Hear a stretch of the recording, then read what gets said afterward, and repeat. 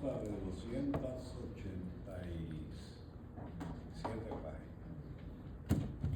Se titula, como ha indicado la compañera Danín Santiago, Aguja y Poder, Educación, Cultura del Trabajo, Clase y Género durante el proceso de industrialización de Puerto Rico, 1950 a 1960. Es publicado por Editorial Laberinto. Es una edición muy atractiva, desde la portada hasta el final. Incluye ilustraciones bien interesantes y que transmiten unos mensajes muy claros de aquella lucha ideológica que llevó adelante Luis Muñoz Marín en Puerto Rico para establecer las condiciones ideológicas, culturales, anímicas, para ese gran cambio que estaban impulsando a través del proceso de industrialización de Puerto Rico, de 1940 mayormente al 60, aunque el libro concentra su estudio, que de hecho todo es un estudio doctoral del compañero Jesús, una tesis presentada en la Universidad de Puerto Rico, ¿no?, para adquirir el grado de doctor. Y representa eso, un periodo de lucha ideológica intensa, parte del cual yo viví personalmente. Yo provengo de una familia que provenía del Partido Estadista Republicano. Yo recuerdo en mi niñez. ¿Me están oyendo atrás? ¿Me oyen claramente? Sí. En una caravana para las elecciones de 1956, que estaba el Partido Estadista Republicano de Miguel Ángel García Méndez echando para adelante, tratando de impugnar la gobernación de Luis Muñoz Marín, que era ya gobernador desde 1948. Mi mamá, que era bastante ignorante en las cuestiones políticas, recuerdo que le preguntaba a mi padre, Saro, que era el nombre el apodo que tenía mi padre, Saro, ¿qué quiere decir eso de ELA? Mi padre rápidamente le contestó, está Luis asustado. Porque una de las características de esa época es precisamente esa intensa lucha ideológica en todos los planos que tuvo lugar en Puerto Rico, y montones de chistes que salían con motivo también de ese proceso. En una ocasión vino a Puerto Rico un periodista, creo que era del New York Times, le pregunta a Muñoz en una transmisión en directo por radio, recuerdo yo de niño todavía, porque la campaña de Muñoz Marín era el progreso que se vive y qué sé yo cuánto, y le pregunta el periodista, gobernador, ¿a qué se debe el progreso? Pues a eso mismo, ¿a qué se debe?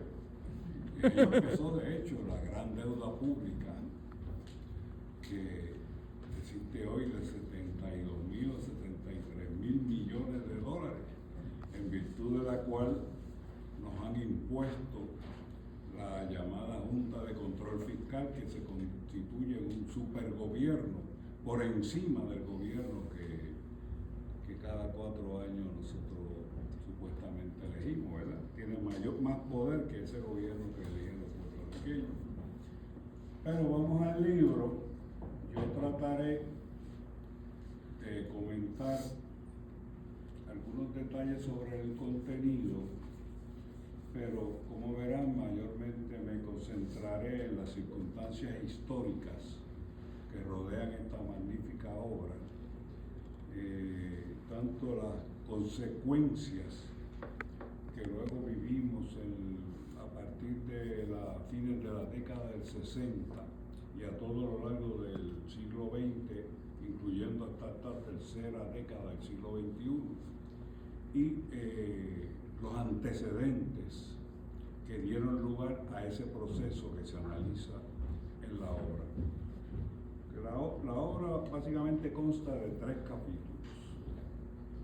El capítulo número 1, trasfondo histórico y marco teórico para el análisis del discurso sobre cultura del trabajo, género y clase durante el programa de industrialización.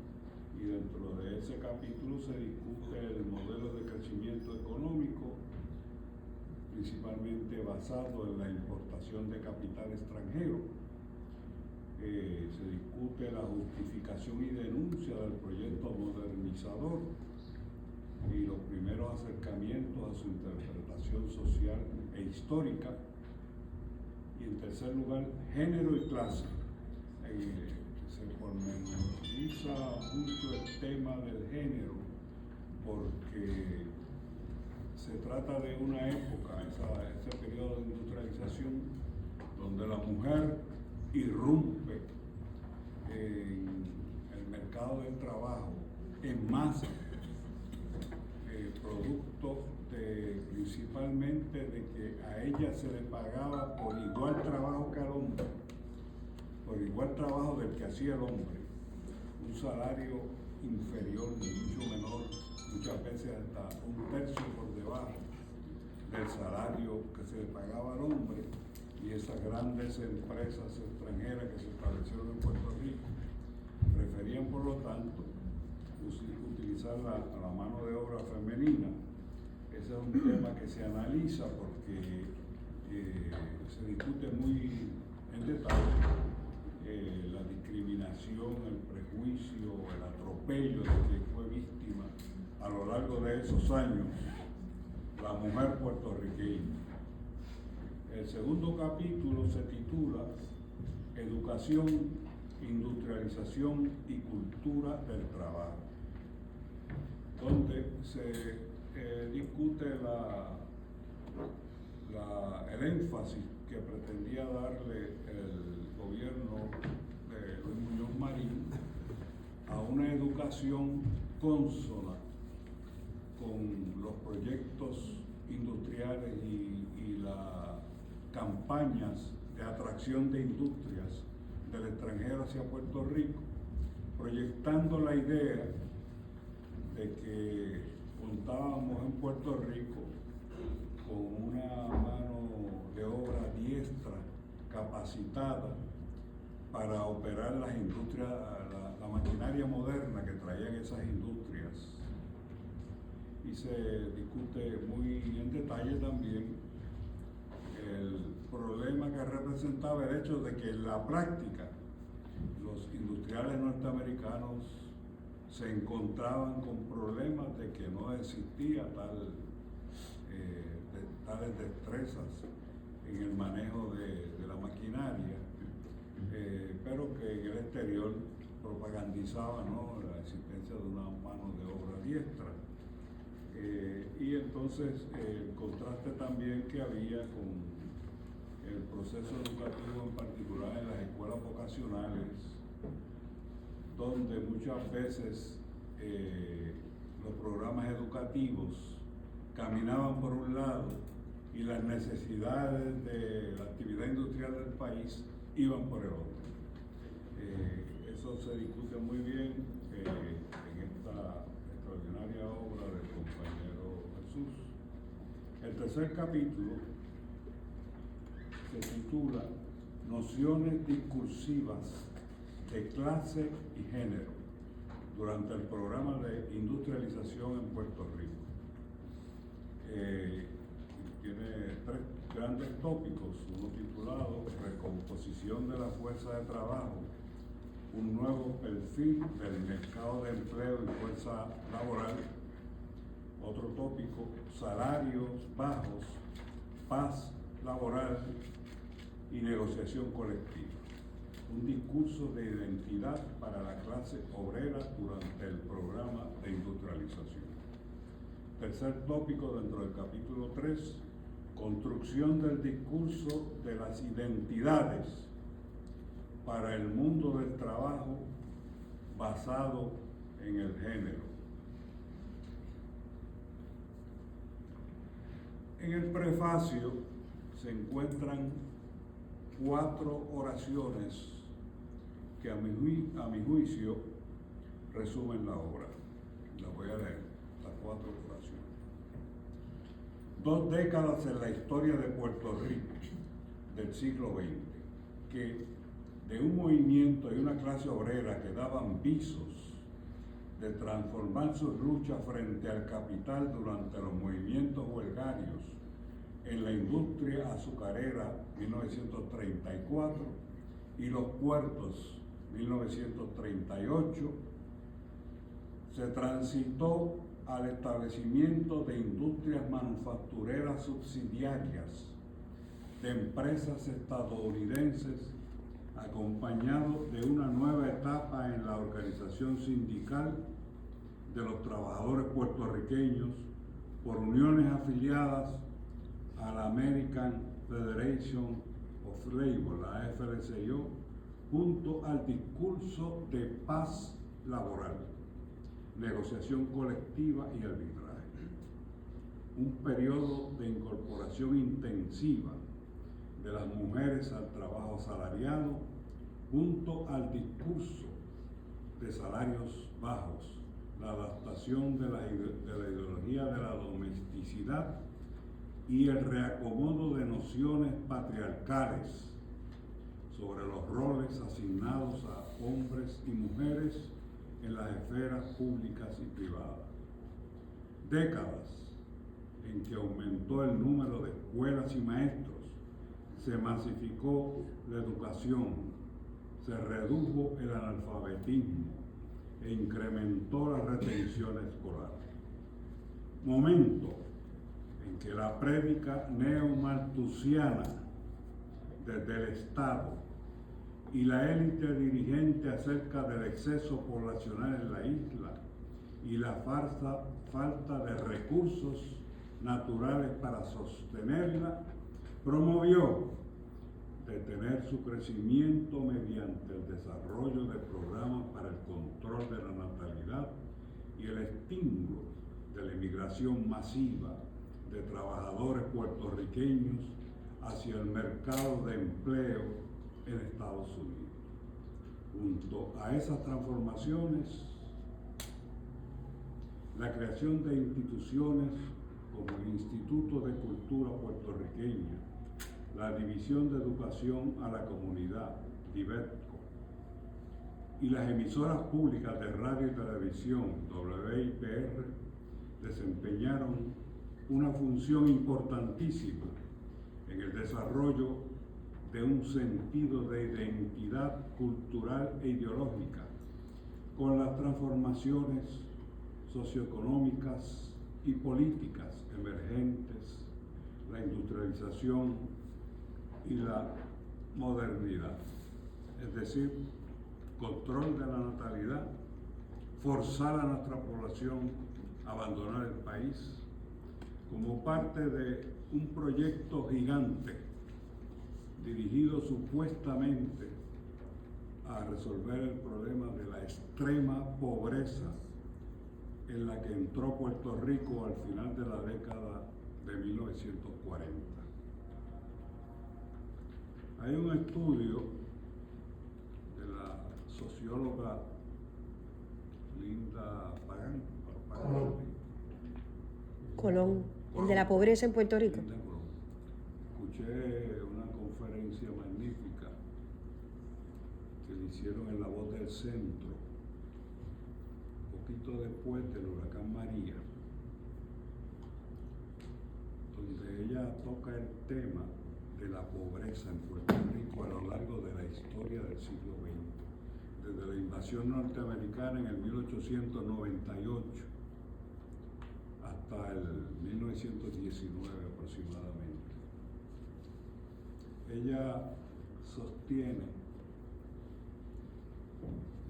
esto es una información extremadamente importante, ella sostiene, miren, la pobreza extrema en Puerto Rico se ha mantenido constante de un 47 a un 50% desde la invasión norteamericana en el 1898 hasta el presente. El presente era el 2019, que es la fecha de la entrevista que estoy mencionando. Esa entrevista, que se titula "Se descorre el velo", como producto del huracán María, se descorre el velo de la miseria.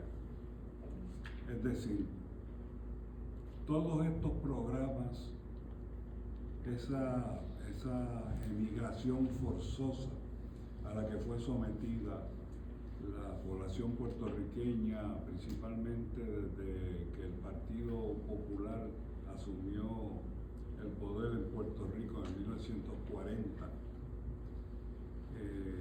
los programas que menciona el compañero Jesús Delgado los programas maltusianos de control de la natalidad, de forzar a las mujeres a esterilizarse. Esos fueron programas que se establecieron en Puerto Rico durante la década del 30 y del 40. Y el mismo programa de la industrialización no resolvieron el problema de la pobreza. Ahora bien, durante ese proceso de traer industrias, en esa primera etapa que eran industrias livianas, de ropa y zapatos principalmente, sí se proveyó empleo a cientos de miles de puertorriqueños. De hecho, el proletariado industrial creció. Yo recuerdo un estudio que hicimos para el Partido Socialista Puertorriqueño en el 1973, donde encontramos que la masa del proletariado puertorriqueño representaba el 63% de la masa general de trabajadores, es decir, de hombres y mujeres que vivían de un salario, el 63% eran obreros industriales. Hoy en día, tercera década del siglo XXI, pues eso ha cambiado radicalmente. En el libro que recientemente publicó el compañero Félix Córdoba Iturrey sobre la 936, él dice que la actividad manufacturera en Puerto Rico cayó brutalmente desde 1996 a 1920 y se perdieron cerca de 120,000 plazas de trabajo y de una sindicalización que para el año 70, digamos, era de un 18% del sector privado, hoy está por debajo del 3%. Ahí tienen ustedes una idea de este fenómeno que ha ocurrido en Puerto Rico. Pero sin lugar a dudas, la época de la cual trata este libro es una época extremadamente importante en la historia de Puerto Rico. Y debemos referirnos a varios personajes claves que tienen que ver con esta época. Algunos han sido extremadamente importantes en nuestra historia y sin embargo los historiadores no le han dado la importancia debida y ustedes van a ver por qué. Uno de ellos, por supuesto, es Luis Muñoz Marín. Luis Muñoz Marín, cuando fue expulsado de su partido, el Partido Liberal, hasta 1936, fue senador por el Partido Liberal del 32 al 36, entró en pugna con Antonio R. Barceló, el dirigente de ese partido en el año 36-37,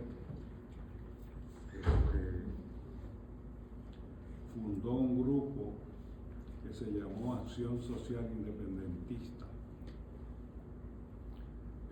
protesta porque entendía que Antonio R. Barceló, que era un dirigente independentista en Puerto Rico, pero que entendía que no era suficientemente independentista y por lo tanto entró en discrepancias con él y fundaron ese grupo. Pues Antonio R. Barceló llegó a un momento dado en que decide expulsar al grupo del Partido Liberal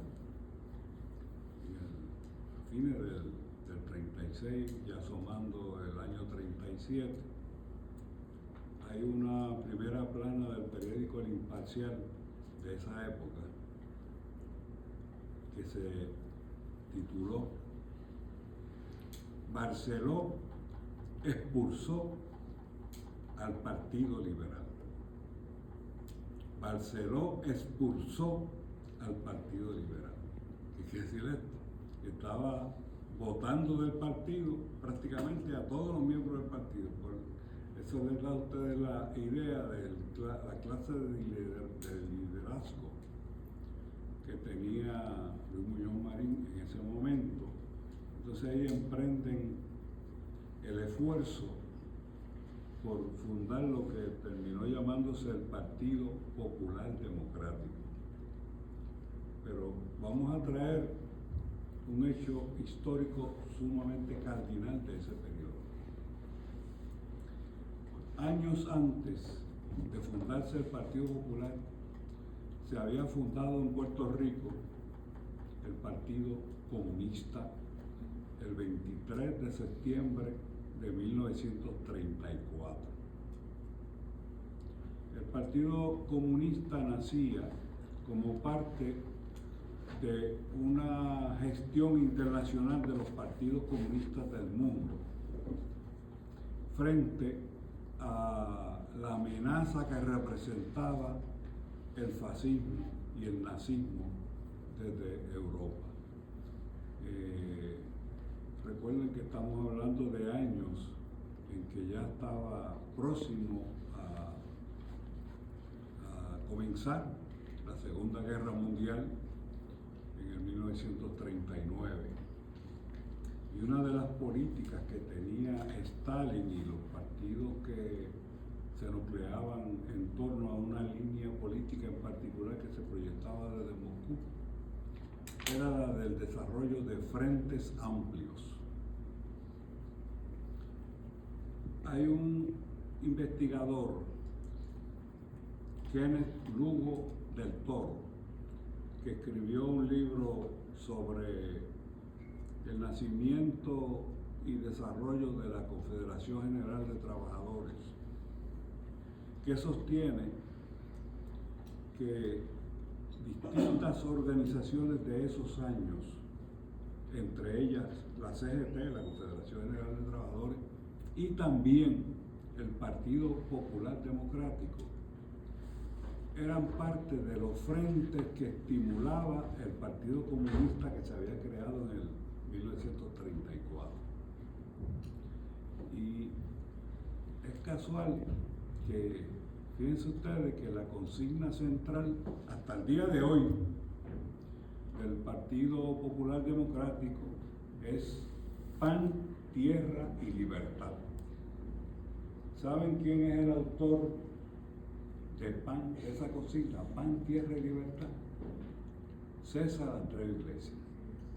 César Andrés Iglesias era uno de los dirigentes del Partido Comunista de esos años y fue uno de los principales dirigentes de la huelga de los muelles en 1938, que la menciona Jesús muy bien en el libro. Que dieron paso a toda una serie de cambios importantes de carácter político, de carácter organizativo, que tuvieron lugar en esos años de 1938 al 40. No obstante, ya sabemos que el Partido Popular Democrático, en ese periodo corto de 2 años, mediante una gestión personal, prácticamente personal, muy intensa de Muñoz Marín. Muñoz Marín llegaba cuentan los historiadores de esa época que llegaba a los lugares, si no había nadie en el sitio, empezaba a perorar solo, a hablarle a las piedras, y al ratito había 4 o 5 mil personas escuchando.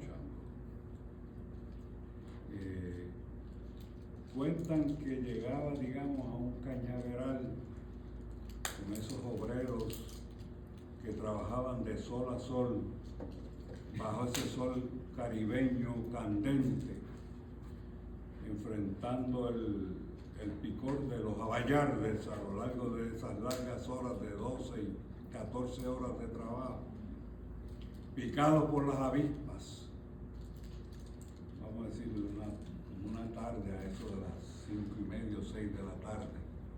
Y él empezaba a hablarle, algo así como: compatriotas, muy pronto estas tierras serán de ustedes.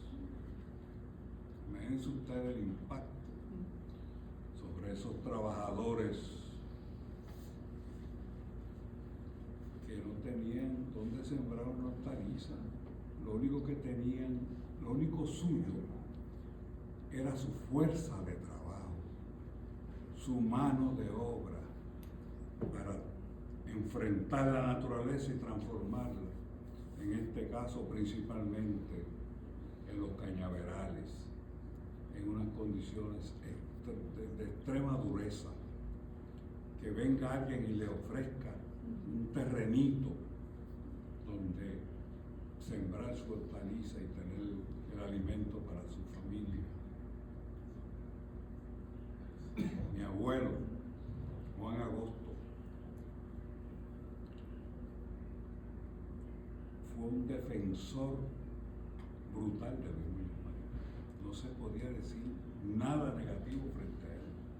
Y así, cientos de miles de puertorriqueños que recibieron el impacto de ese tipo de líder que enfrentó unas situaciones de extrema pobreza en Puerto Rico. De manera que este libro trata de eso, de la construcción de un nuevo país, de una nueva sociedad, de la modernización de Puerto Rico. Lo que pasa es que no hubo un desarrollo económico, que hubo lo que los economistas llaman es un crecimiento económico. Cuando hay un desarrollo es cuando se desarrolla una actividad económica que parte de unas condiciones concretas, específicas de ese país. Digamos, en Puerto Rico hubo un plan de desarrollo económico con el plan que llamaron el Plan Chardón de 1934-35. Precisamente Muñoz formó parte de ese proyecto junto con el entonces rector de la Universidad de Puerto Rico, señor Chardón,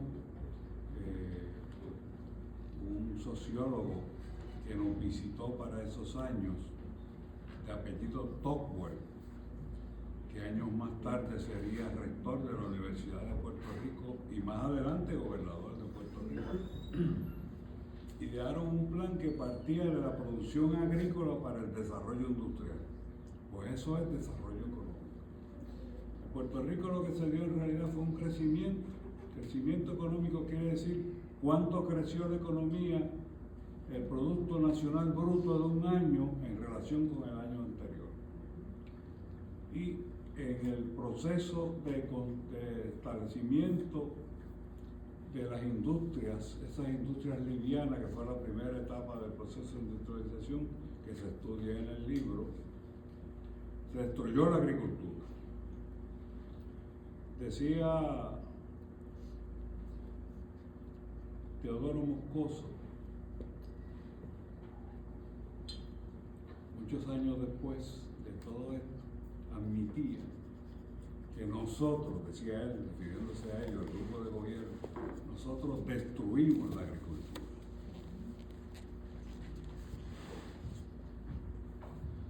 Un planteamiento o una de las premisas en las que se fundó, que lo analiza muy bien el libro también, este proyecto de industrialización tuvo varias premisas. Una de ellas es, como dice el texto que leí hace un momento, era un requisito tener un proletariado controlado en paz, donde no hubiera conflictos laborales como sí los hubo las 3 décadas inmediatamente anteriores, principalmente la década de 1930, donde la violencia proletaria era el pan nuestro de cada día.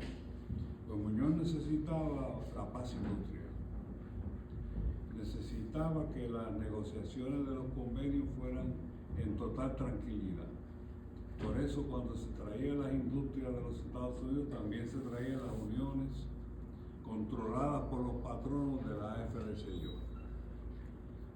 La AFL primero, porque la unión de la AFL con la CIU, con la Congress of Industrial Organization, que era una central obrera en una época inclusive influenciada por los marxistas en los Estados Unidos, esa unión se produjo ya prácticamente a mediados de la década del 50, pero traía entonces un movimiento sindical controlado y una ley que había sustituido en el 1947 la ley previa, que era la ley Wagner, era una ley mucho más benigna para los intereses de los trabajadores. Pues se estableció una ley que se llamó la ley Tafarly, que era una ley que prácticamente impedía la organización sindical. Yo recuerdo el 28 de octubre de 1967, que es una fecha histórica, porque ese día estalló la huelga de la General Electric del poblado de Palmera en Río Grande, que me toca personalmente porque los dirigentes de la Unión se acercaron a la dirección local del Movimiento por Independencia. Yo estaba a cargo del Movimiento por Independencia en la región de Fajardo. Para ese tiempo, ellos nos pidieron apoyo y solidaridad para su huelga. Llevaban 10 años tratando de establecer un sindicato en esa empresa, en la General Electric.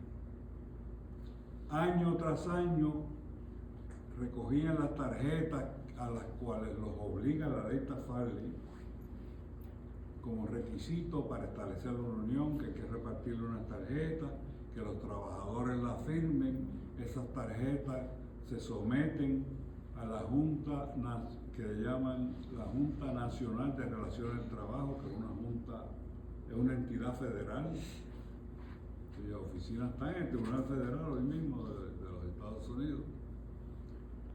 Y allí, si logran pasar, pues entonces se establece una fecha para llevar a cabo unas elecciones donde los trabajadores decidan si van a aceptar o no la unión en su taller. Año tras año esos trabajadores empezaban ese proceso larguísimo, el patrono impugnando constantemente cada paso, y mientras tanto van votando los líderes que se destacaban en el proceso de organización sindical. Y descabezaban la unión, cada año empezaban el esfuerzo, se les caía, volvían el siguiente año, se les caía. Estamos hablando de una empresa de 1.500 trabajadores, donde la mayoría, 1.200, al momento de esa huelga del 69 que estoy mencionando, eran proletariado industrial, de esos mismos de los cuales habla Jesús en su libro. Y hasta que llega ese momento que ellos vienen y se reúnen conmigo y me dicen: mira, esto es una información confidencial. Me dice el liderato de la Unión: este próximo martes, estamos reunidos un sábado, inmediatamente anterior a ese 28 de octubre. Este próximo martes arranca la huelga en la planta General Electric en Palmera. Nosotros necesitamos el apoyo del MP, del movimiento estudiantil, de la FUBI, del resto del movimiento obrero, de toda la gente que se pueda conseguir para que estén allí con nosotros apoyándonos y podamos echar para adelante la huelga. El plan era que se tumbaba la luz en la planta a la 1 de la mañana, porque esos eran turnos rotativos de 24 horas. Había un turno que empezaba a las 10 de la noche, otro a las 6 de la mañana y otro a las 2 de la tarde. 3 turnos.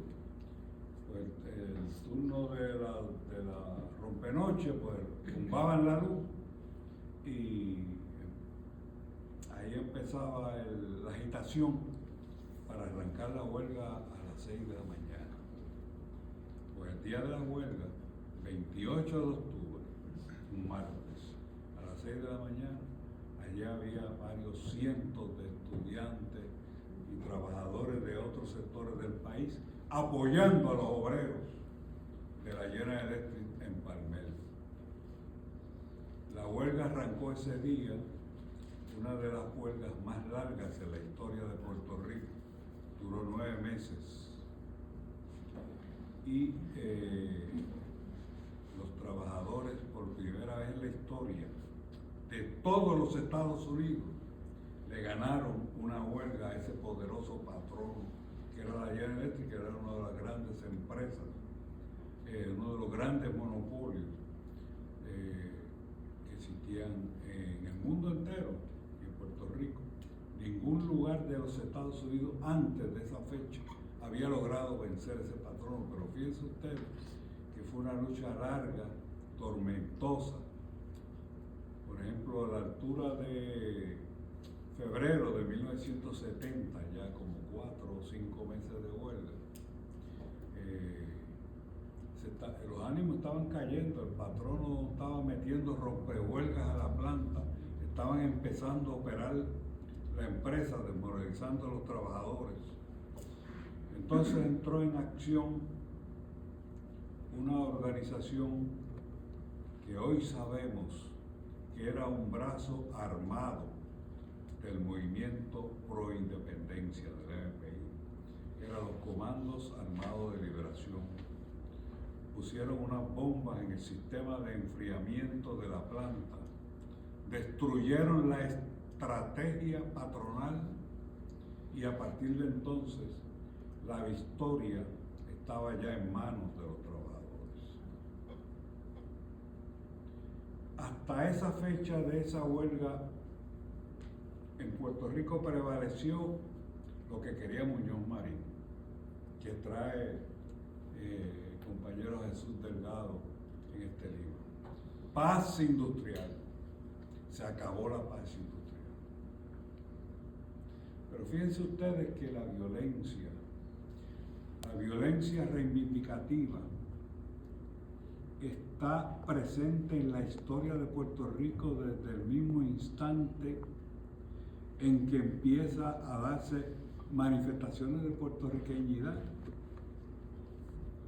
¿Qué fue lo que le ocurrió a Diego Salcedo frente a los taínos?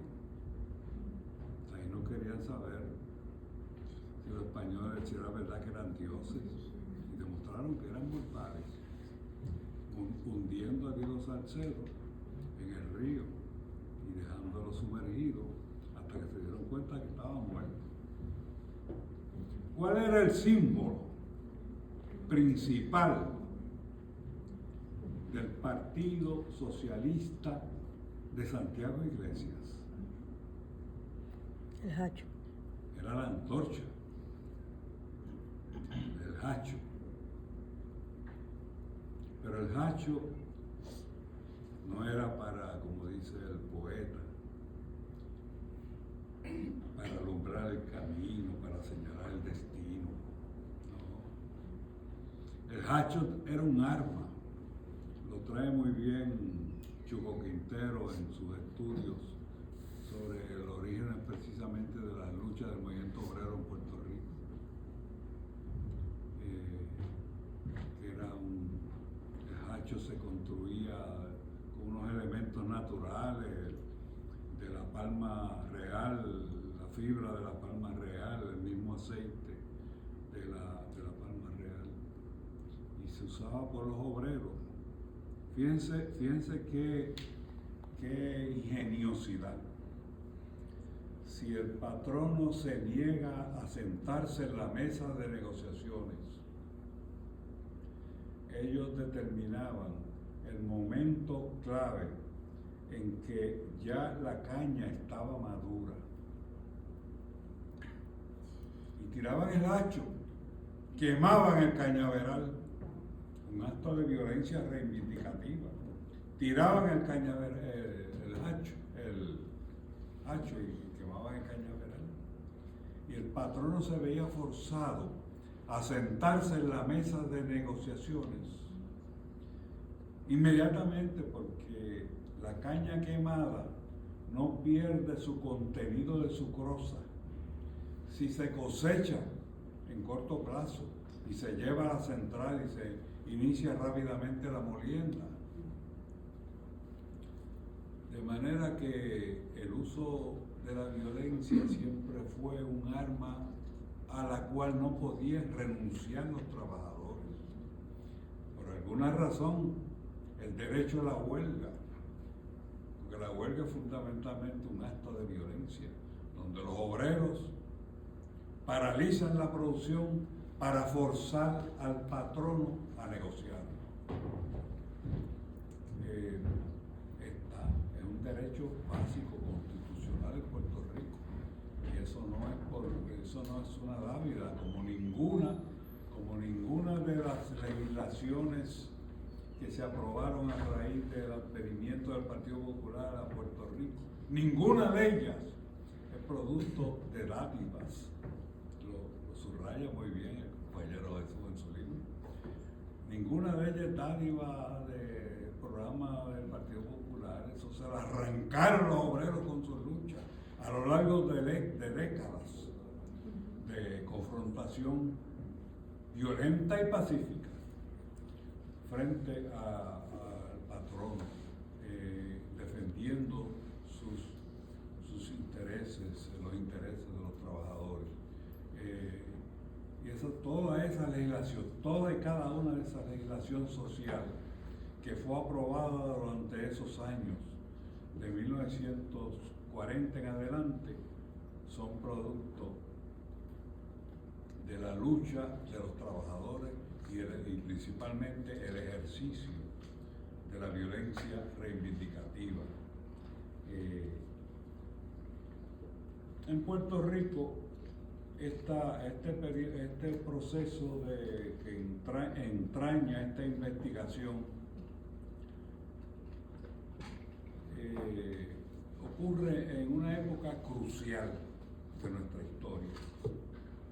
Muchas veces los historiadores, quiero ir ya cerrando, ¿verdad? Pero no se me puede pasar este dato, desconocen unos personajes claves de nuestra historia. Uno de ellos es un señor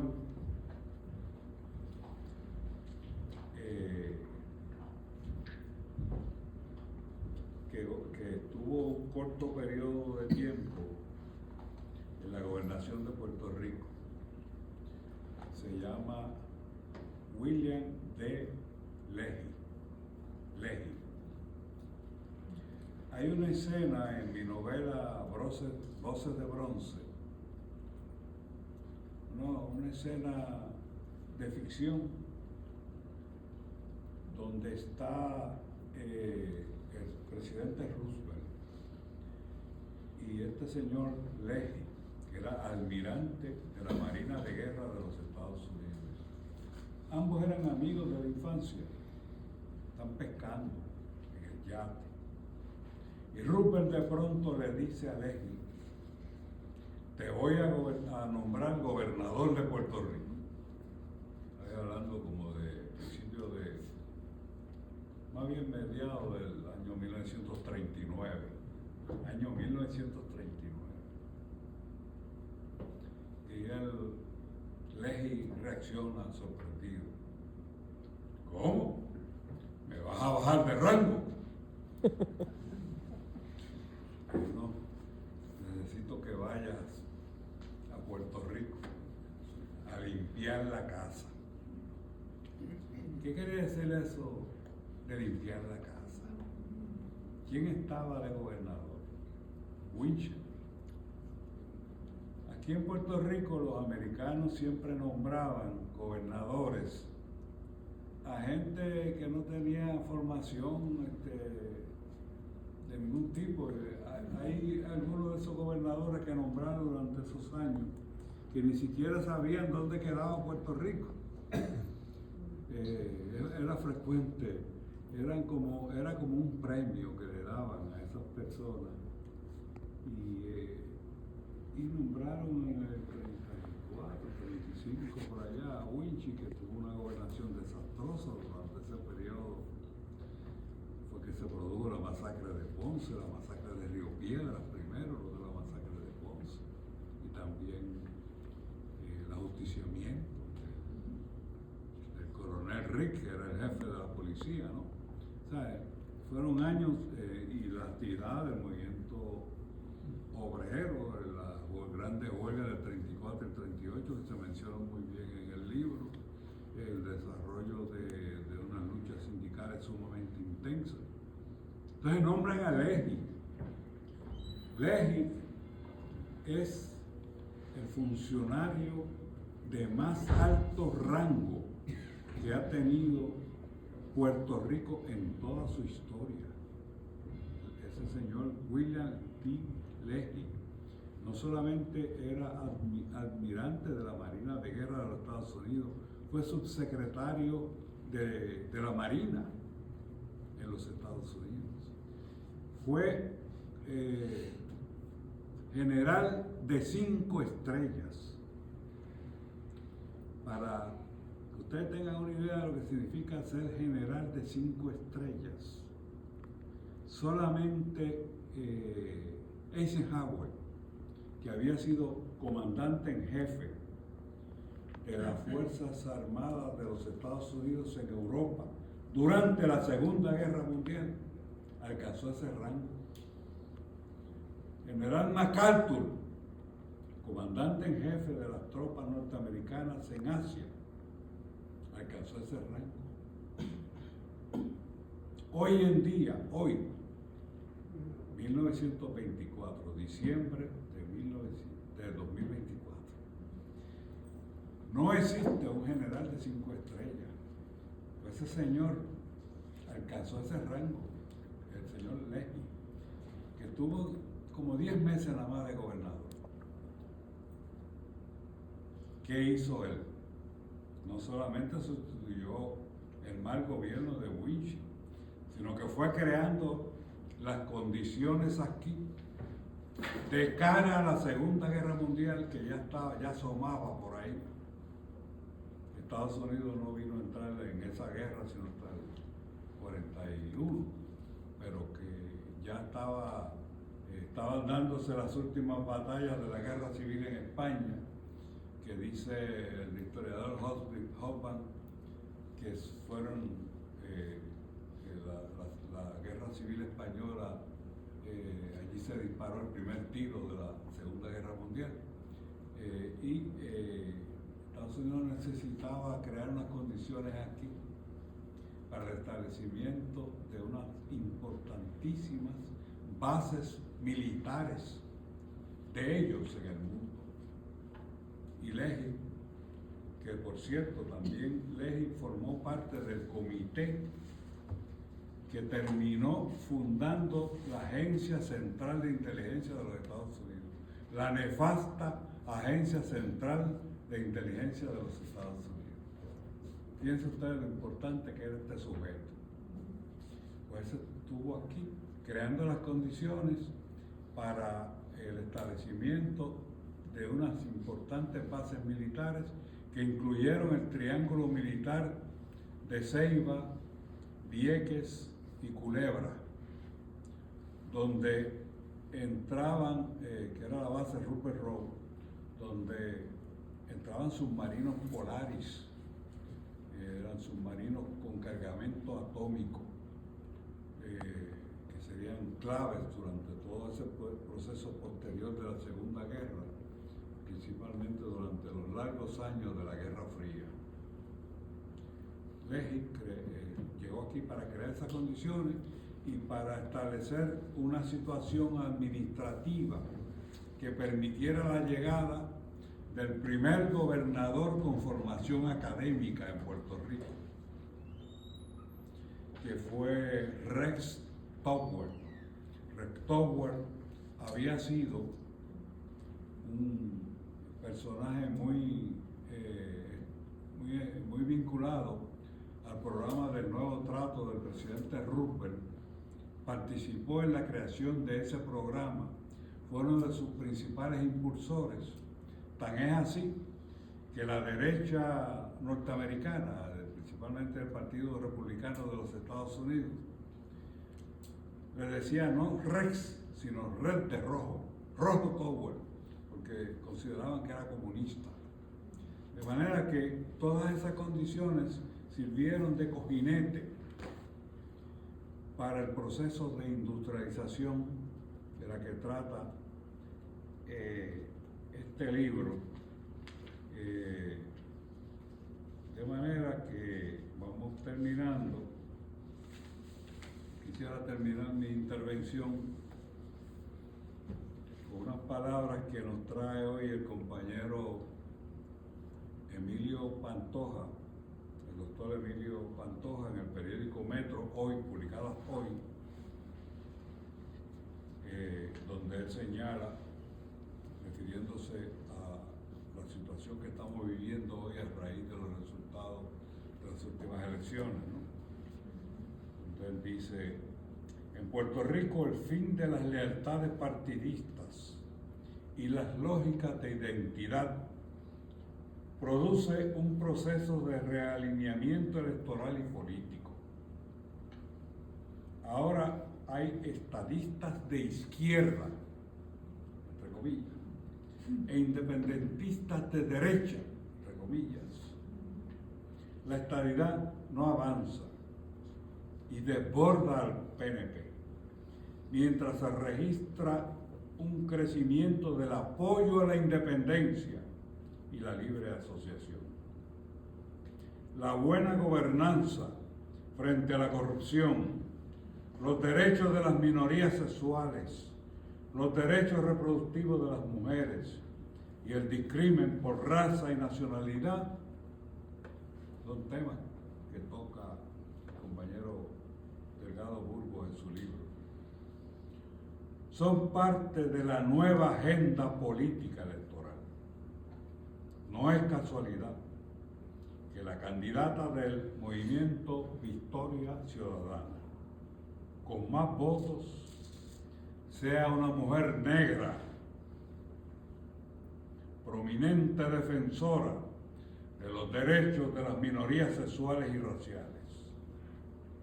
Esto pasa mientras en la legislatura surge una nueva derecha, entre paréntesis, contrafeminista, cierra paréntesis, de inclinación fundamentalista religiosa.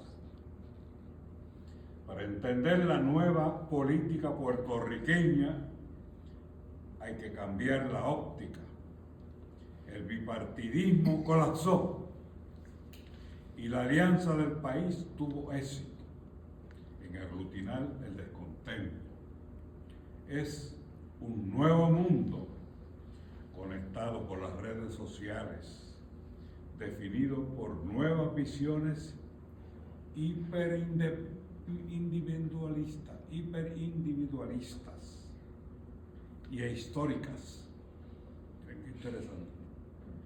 Donde predominan los miedos infundados y la ignorancia. Muchas gracias.